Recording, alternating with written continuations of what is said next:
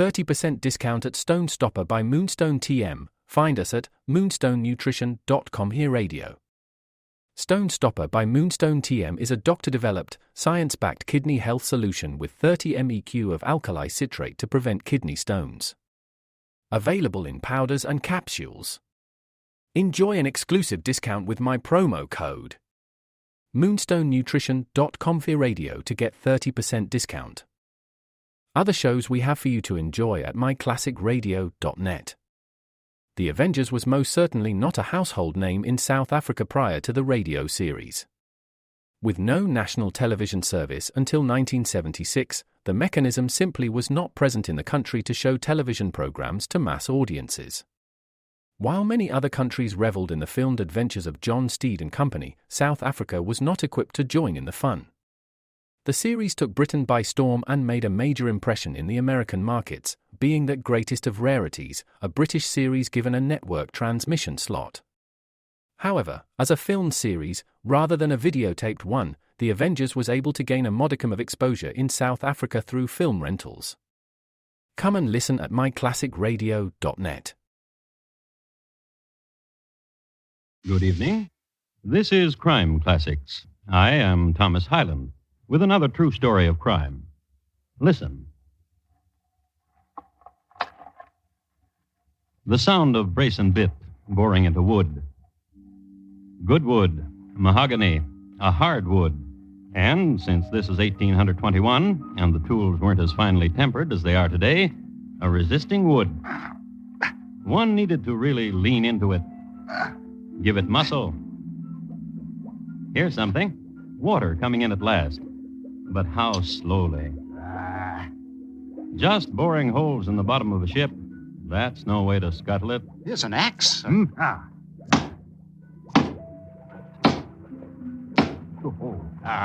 Yeah. As I said, mahogany is a good, hard wood, fine for ships' keels. Doesn't hold up under an axe, though. Here comes the Atlantic Ocean.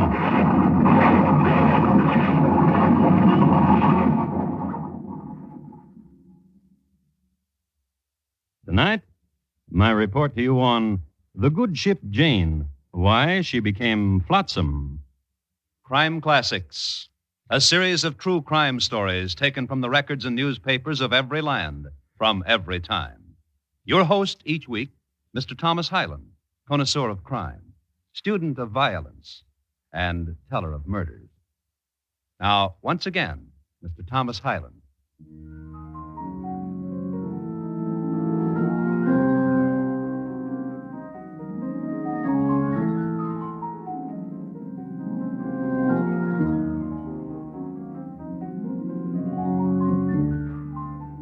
Let's talk about schooners for a moment. The first one ever built was in Gloucester, Massachusetts, in 1713, by Captain Andrew Robbie Robinson. The schooner is a fore and aft rigged vessel and was much used in fishing in its earliest days. However, it was soon used as an ocean trader, taken as it was into the hearts of ship owners, since it used a smaller crew. The vessel that concerns us here is Jane of Gibraltar, brig rigged fore and schooner rigged aft. She'd carry from 90 to 120 tons and had seen service on all of the 7 seas. The Jane was weighing anchor at Gibraltar.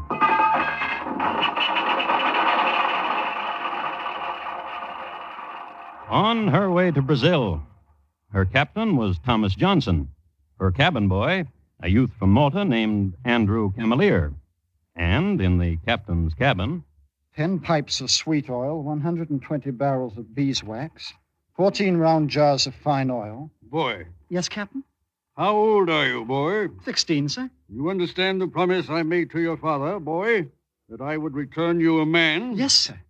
Continue with the manifest, boy. 300 oblong jars of olives, 14 boxes of raisins, 19 bolts of silk. Boy, Yes, sir.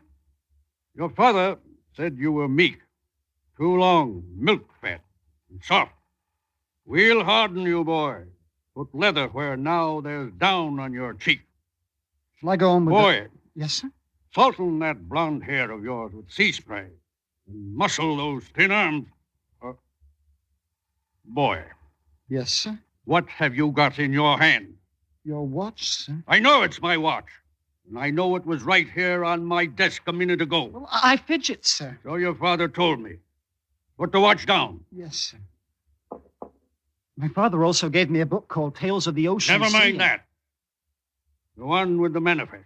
That's all except the dollars, sir. Read the manifest, boy. 6 18-gallon casks and one of about 9 and one of about 7 gallons. All filled with Spanish dollars to the number of 38,000. All the above to be delivered to Jose Miguel de Faria, Bahia, Brazil. You watch your P's and Q's, boy. Stop fidgeting! Yes, sir.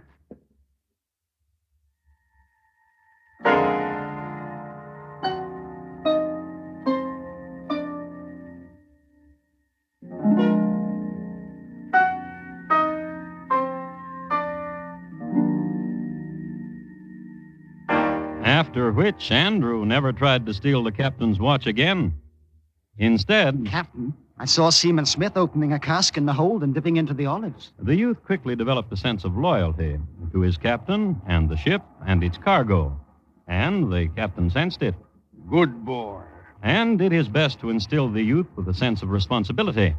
And the next day, You may flog Seaman Smith, boy. Here. Take the whip. Now don't flinch.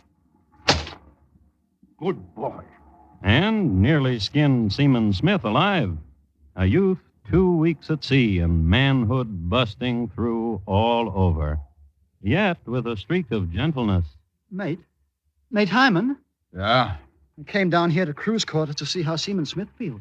I've seen whipping before, lad, but I got to hand it to you. You're a scientific whipper, you are. Isn't that the truth, Frenchie? Oui. Yeah. Old Frenchie's seen whipping, too. Oui. Yeah. You're a one, you know that, lad? Rumply blonde-haired boy like you with cherub face and a whipper like you. I didn't want to do it. Captain ordered me. I'm so sorry, Mr. Smith. Can't hear you, laddie. Tell him how sorry I am I had to flog him unconscious. There's a question I'd like to be asking you, lad. Yes, sir? Because the crew's all asking it. How did the captain know in the first place that Smitty there was thieving? You tell, Captain, little pink cheeks. Please, Please what? leave me alone. Snitcher, ain't you, You Pinky? leave me alone, Oh, what? You see this knife, don't you? You see this knife, don't you? Please leave me alone. Look at him, Frenchie. Look at him with the knife. Oui. Funny, ain't it? Well, now, I'm going to tell you what, laddie. Playing with knives, you be, eh? Well, now I'll be playing, too. A sticking game. And you'll be all over the deck in a second. Please. That's your laddie. Please let me alone. Now, look, laddie, take that knife away from my throat. Then will you let me alone? Oh, we was just gaming, laddie. You're a good gamer, you are. Put the knife away from my throat, laddie. Yeah. It's the laddie. Yes, sir. He's a one, ain't he, Frenchie? Oui. Please, let's be friendly. Oh, we're shipmates, we My are. father told me to make friends. Shipmates, we are. Oui. The captain doesn't like me. Don't he now? And you such a gamer and a nicey. He thinks I want to break into the hold and steal all those Spanish dollars and those casks. Just because I know where the keys are. Do you now? 38,000 in Spanish dollars. Them's the best kind. That's what's in those casks, eh? Oh, yes, sir. I could use some of those dollars, couldn't you, Frenchie? Oui. Now, don't you tell the captain I told you about. All those dollars? Oh, no. We're shipmates. Glad I've made friends. Yes, oh, you have. But Mr. Patterson doesn't like me either. He's with the captain all the time and takes watch over him when he sleeps. And Mr. Patterson don't know true quality in a lad. Mr. Patterson's outside the captain's cabin right now. Such a black night. He hates me. And we your friends. Come along, Frenchie.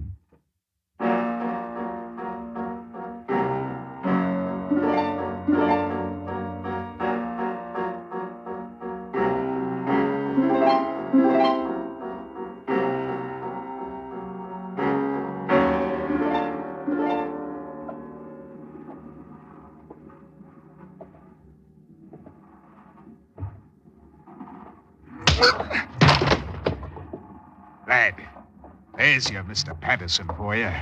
Sleeping under the stars from a belaying pin. If he awakens, you'll raise an awful row. Oh, you know where that key is to the dollars, lad? Yes, but if Mr. Patterson wakes up... Frenchy, Oui. throw Mr. Patterson overboard. Oui. Wait! I read in the book it was called Tales of the Ocean Sea. How bad pirates used to tie iron to the legs of victims Oh. so they wouldn't float. So I bought a piece of iron along. Here it is. Frenchy, lash the iron to Mr. Patterson's leg so he won't float. Oui. Let's to see the captain now, lad. Yes, sir.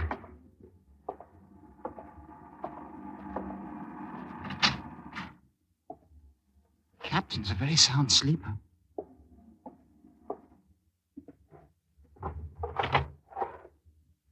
Here's his gun. Be careful how you point it.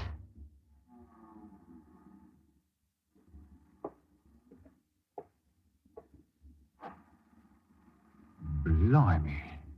Shot the captain right between the eyes. That's what you did, lad. Right between the eyes, I tell you. Deader than a pickled mackerel from Cooper's Coast, he is. Blimey. Oh, lad, I know how you feel, lad. Accident, weren't it, lad? Yes. Yeah. You go on and weep, lad. It'll do you good.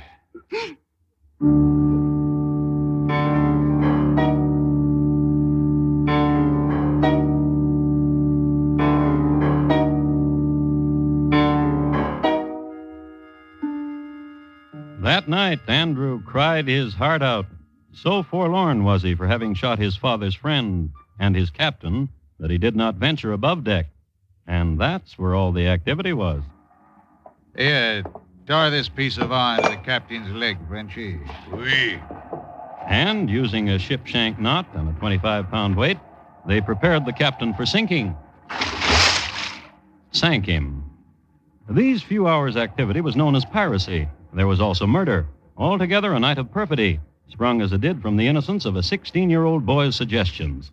Just because the youth has read a long-since banned book, Tales of the Ocean Sea.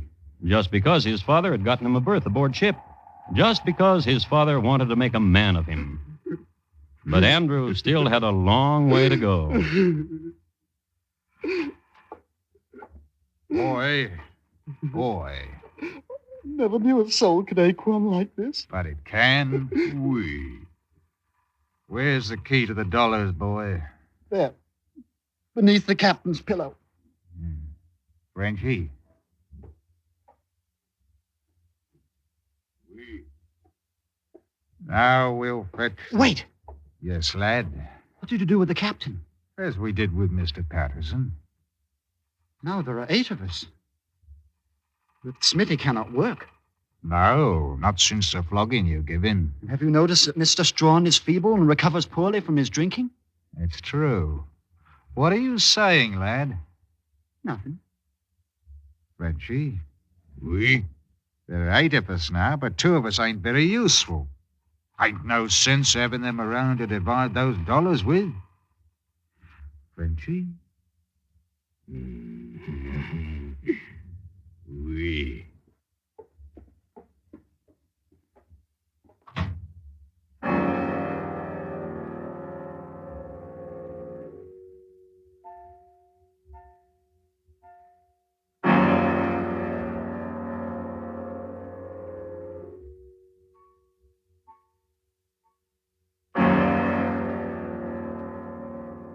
What Mr. Hyman and Frenchy did was unlock that section of the hold where the dollars were kept, remove the casks, and insert 2 of their shipmates, Mr. Smith and Mr. Strawn. It was then that the lad Andrew appeared on deck. What are you going to do with those tar pots, Mr. Hyman? Fire them and lead the smoke into the hold where Smitty and Strawn are? Why, then they'd suffocate. Frenchy? Oui.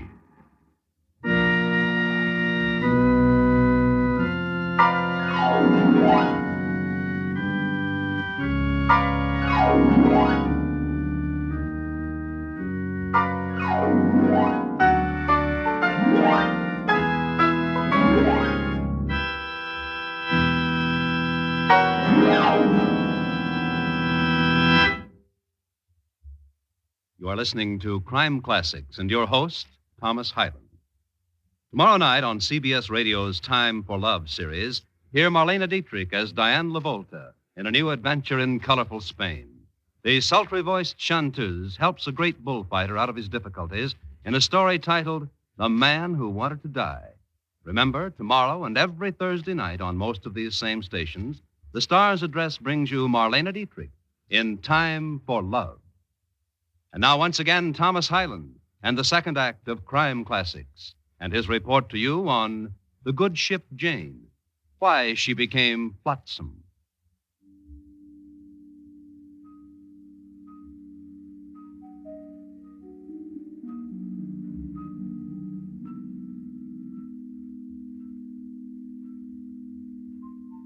Some words about piracy. Next to being a sailor, being a pirate is man's oldest profession since he took to the sea. There is literature concerning this type of criminality all the way back to the Phoenicians. The Vikings were great pirates, and you'll be interested to know that during the Roman civil wars, the city itself was all but starved to death by the incursion of the old Etruscan pirates. Now, many of you undoubtedly think that piracy is a matter of the crew of one ship plundering another. Not so.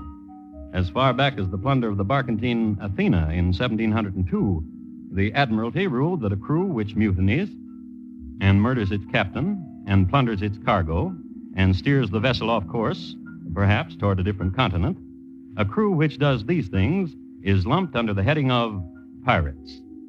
Therefore, the crew of the schooner Jane of Gibraltar were pirates. Of this, there can be no doubt. And I say let's take her to Africa, mates. Hey, Then Africa it is. Helmsman, change your course. South by southeast. Aye, south by southeast. Africa it is, lads, with Spanish dollars to fling and Spanish dollars to spend. Lad, Andrew, Yes, Captain? you're nearly done, lad. Aye, Captain. Each of us, now that we are 6, will receive $6,300. Ah, you hear that, lads? 6,300 Spanish dollars for each of us. Oh, Morocco, Tangiers, Cairo. Captain? Oh, you like Africa, you bonny lad. Whoa, the sights I can show you. And you, the curly-headed, blondie lad you are, you'll have the ladies nippier than Thurston's kitty. Captain. Yes, lad. The African seas are filled with pirates. What are you saying, lad? I've heard. Corsairs from Tripoli and Turks and Saracens. What? I'm frightened. Well, then be frightened, lad. What do you expect us to turn tail about and go to England, maybe, or... Scotland. Scotland? With their lonely shores and their long, lonely beaches, we could get ashore and nobody would know what. Wouldn't be any pirates, are there? Oh, no. Scotland. Bonnie Scotland. Oh, yes. Yeah, Scotland it is. Helmsman, change your course. North or northwest? Aye, north by northwest.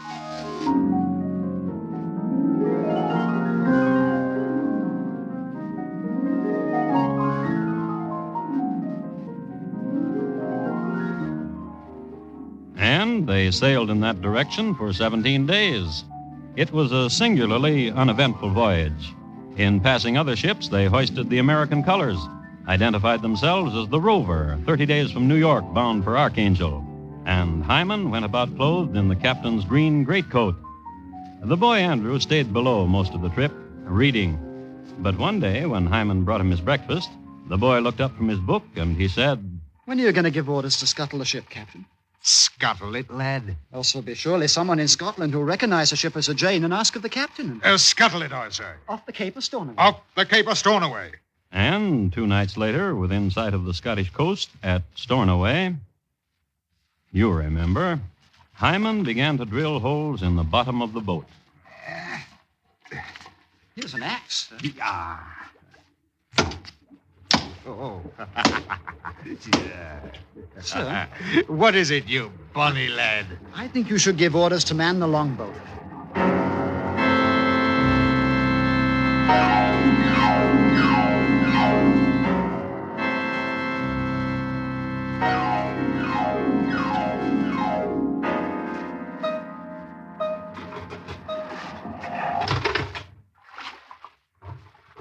Pull!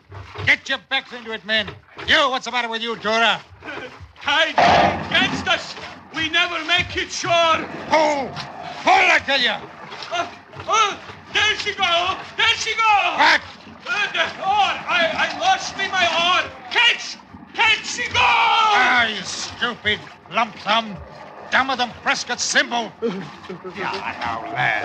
Never. Oh, never. Ah, what are you saying, lad? You'll never get to shore. All drown in our chest with money will lie at the bottom of the sea. Oh, now, lad. The things you forced me to do, the terrible things. Lad. The awful things. Now hear this. Now hear this. What the sea did.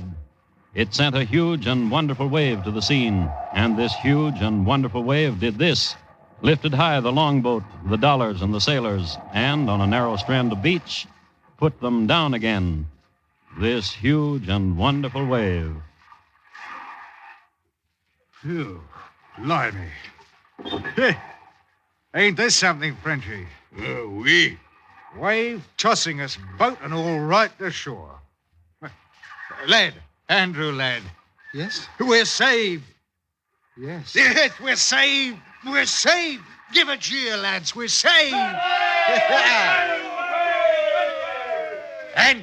and it's this bonny lad that's the cause of it all. This lad, this Andrew. This curly, blondling Andrew, lad. Oh, lad, 'tis a great and good luck thing to know you. To sail with your likes. Thank you. Thank you, he says. Hey, such a lad you are.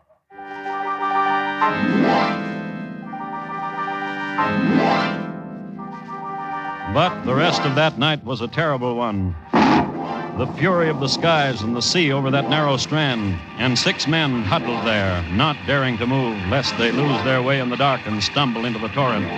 Yet, even in these small hours of despair, they had presence of mind enough to bury, each of them, part of their Spanish dollars. And we should take an oath of secrecy. And they, each of them, took a terrible oath, swore never to reveal what had happened, nor of the money, nor the murders. A good thing, too, for the next day, a suddenly becalmed and sunny day, Ahoy! Ahoy there! a group of men came running up the beach toward them. Ahoy there! Hello. What do you hear? Our boat broke up in the sea, and praise be for a sturdy longboat. Who be you? Roderick McIvers. We be off the ill-fated ketch, the Betsy, out of San Francisco. I am McIvers, surveyor of customs. These are my men. Oh? And we'll want to look at your sea chest. Oh. You, Colonel, open me that sea chest, for instance, and I'll have a look.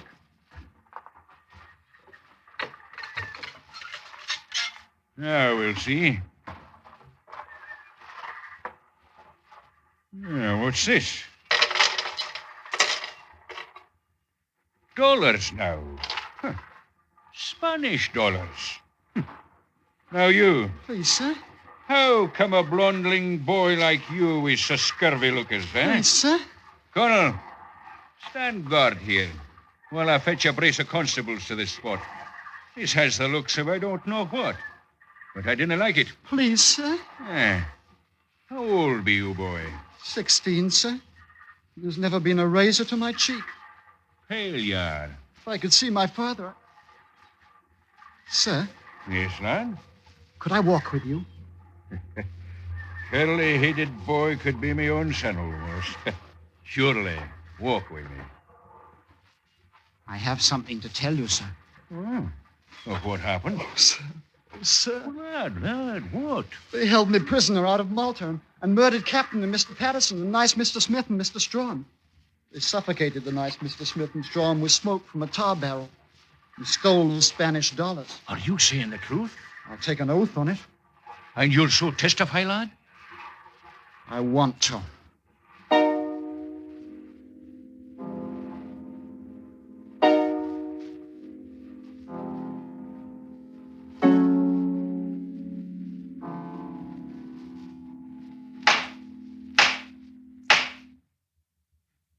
Go on, lad. Continue with your story. And I struggled with Mr. Hyman with the pistol, and he overcame me and killed Captain. And then? And had that one who we call Frenchy tie iron to Captain's leg and throw him overboard. And then? Suffocated 2 others with smoke from a tar barrel. How old are you, lad? 16. My father's far away in Malta. I must tell you, boy, as a father myself and as judge in the court of law, that ne'er have I witnessed such a courageous lad as you. You are as candid a witness as e'er appeared before me. Your manners are modest, and your statements are sincere and distinct.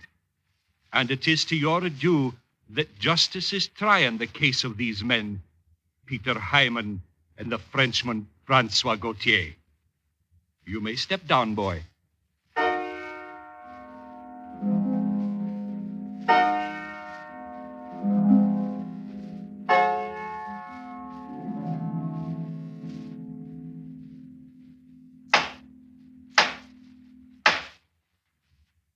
Peter Hyman and Francois Gautier.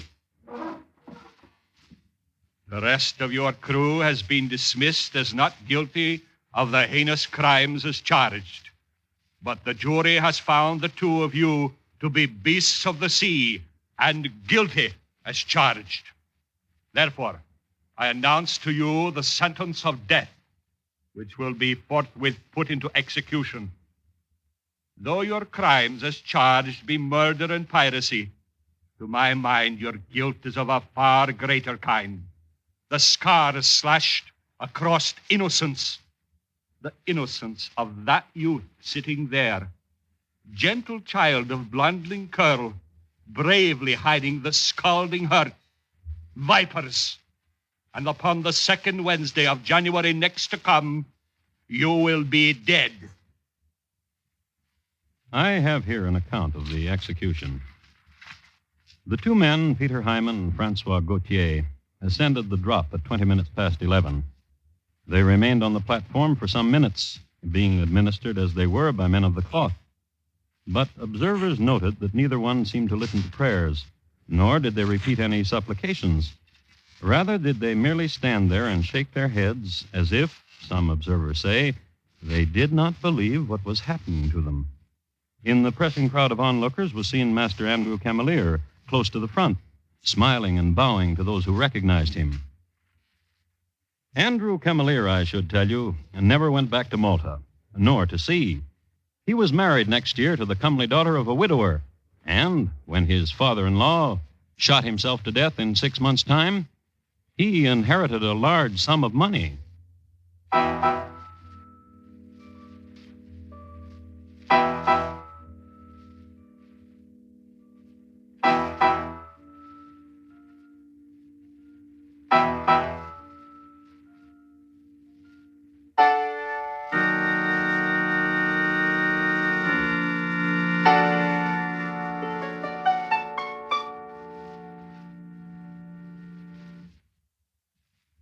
In just a moment, Thomas Hyland will tell you about next week's crime classic. The Good Ship Jane, tonight's crime classic, was adapted from the original court reports and newspaper accounts by Morton Fine and David Friedkin. The music was composed and conducted by Bernard Herrmann, and the program is produced and directed by Elliott Lewis. Thomas Hyland is portrayed on radio by Lou Merrill. In tonight's story, Gary Montgomery was heard as Andrew and Van Wright as Hyman. Featured in the cast were Herb Butterfield, Paul Frees, Steve Roberts, and William Johnstone. Bob Lamont speaking. Now, here again is Thomas Hyland. Next week, Suffolk, England, in the year 1676. We will concern ourselves at that time with a rousing croquet match, a fine old castle at stake, winner take all. It's listed in my files as Roger Nems, how he, though dead, won the game. Thank you. Good night. This coming Sunday, CBS Radio's Department of Public Affairs offers a documented progress report on the Negro in America, titled The High Mountain. Narrators will be William H. Hasty, United States Court of Appeals judge, and Admiral Alan G. Kirk. The same production team that brought you Bomb Target USA, 38th Parallel, USA Parole File 732, and other hard-hitting factual documents about life in America, now turns its attention on the High Mountain for a look at the progress and problems of the Negro in America. This Sunday, on most of these same stations.